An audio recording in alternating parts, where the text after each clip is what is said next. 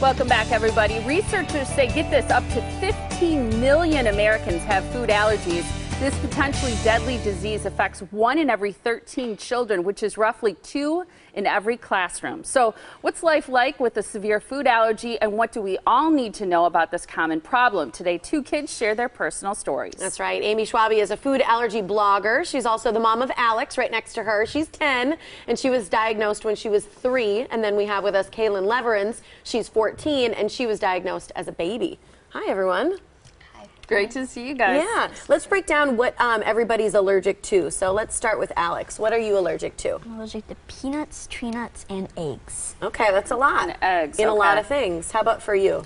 Peanuts, tree nuts, and pure forms of soy, so like soy protein and soy flour. Mm-hmm. That's in a lot of stuff, isn't it? Yeah, it's most of the time it's like soybean oil and soy lecithin. And those are okay for you? Yes, I can have those, but I can't have soy flour and soy protein. So when it is in there, it's hard to explain to people sometimes that I can have some forms and I can't have others. Right. Mm-hmm. Yeah, because they just see the word soy and they probably assume, as long as you know the differentiation. Mm-hmm. Why is it so important? There's Food Allergy Week going on and Food Allergy Awareness Month. Why is it important to raise awareness and have people understand allergies to food? Because I think people don't necessarily realize how severe food allergies can be. A lot of people have things like lactose intolerance or something, which isn't an allergy, but they might think, oh, you just get a stomach ache or something like that. But a real allergy is very severe and it's life-threatening. So people have to understand, if you say,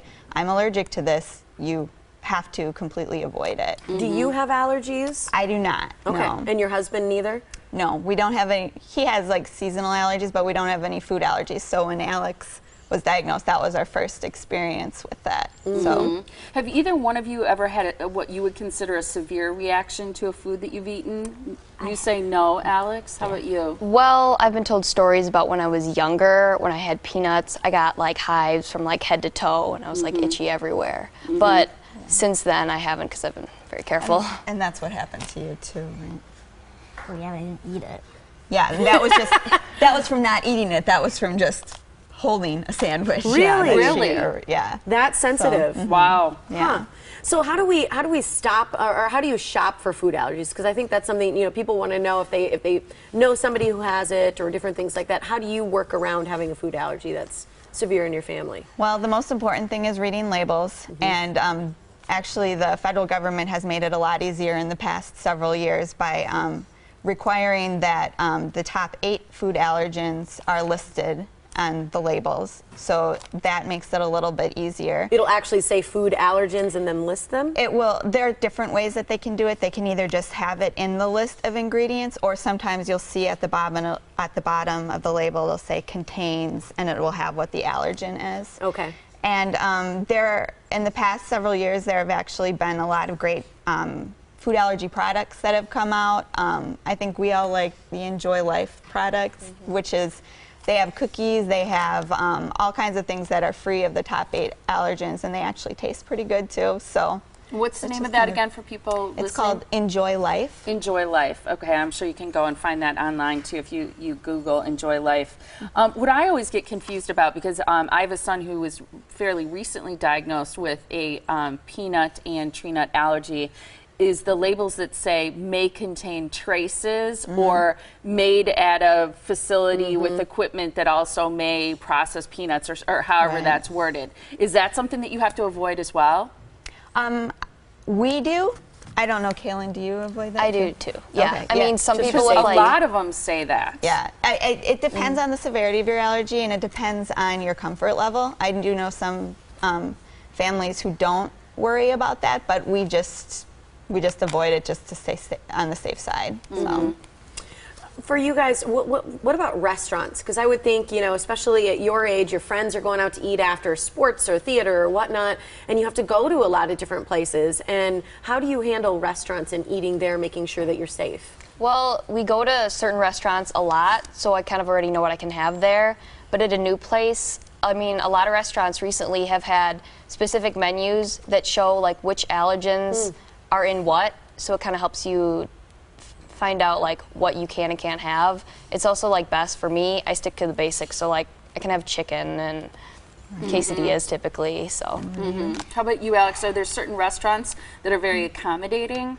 Well, there's this restaurant called Bonefish Grill that I've been to that they bake French fries so I can like eat them, because fried French fries are usually like cross-contaminated with like peanuts or something. Like they might be fried in peanut oil, or they might be fried in something else that has eggs or nuts in it. Oh, okay.